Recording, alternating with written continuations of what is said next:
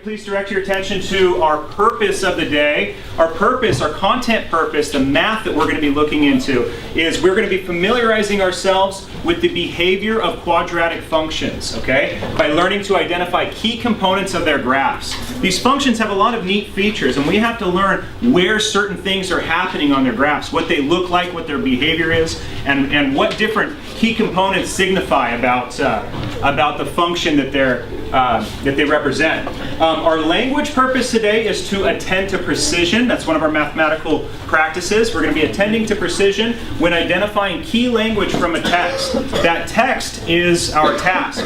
Okay, so we're going to be looking into this task. We're going to be close reading it, extracting key information, and attending to precision when we do so that the math that's inherent in the text starts to speak to us. All right?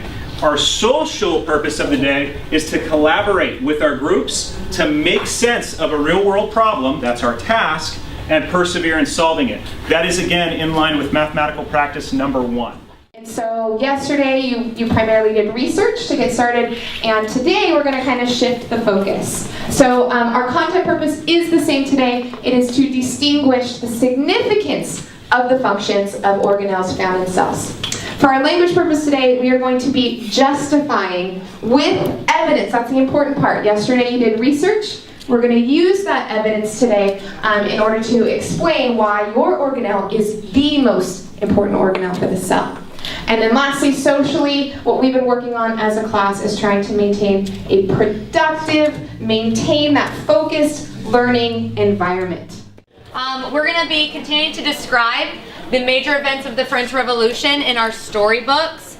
We've been doing that. Today's our last day to finish that up. Most of you have been working really successful and working productively with your groups. Keep doing that.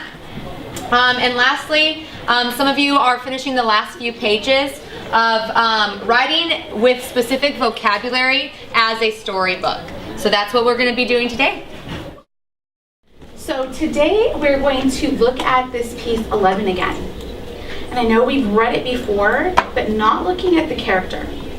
And as we read the text 11, we're going to look at our content, which will be to look at the character and examine the internal and external conflicts of this main character. And with our language, what we're going to do is I want you to explain your thinking using our evidence terms. Now, I also know that we've been working on when we get together with a group. And I want us today to collaborate with our partner to come up with common thinking. You are going to identify solid figures according to the number and shape of its faces, edges, and vertices. Remember on Friday when we solved a geometry riddle together? Well, today in your numbered head strategies in your group, you're going to be solving more riddles. You are going to describe the solid figures by solving the riddle and justifying or proving your answer. Good morning. We're going to read our good morning message so that we can know what we are learning today. Follow my finger. Good morning, boys and girls.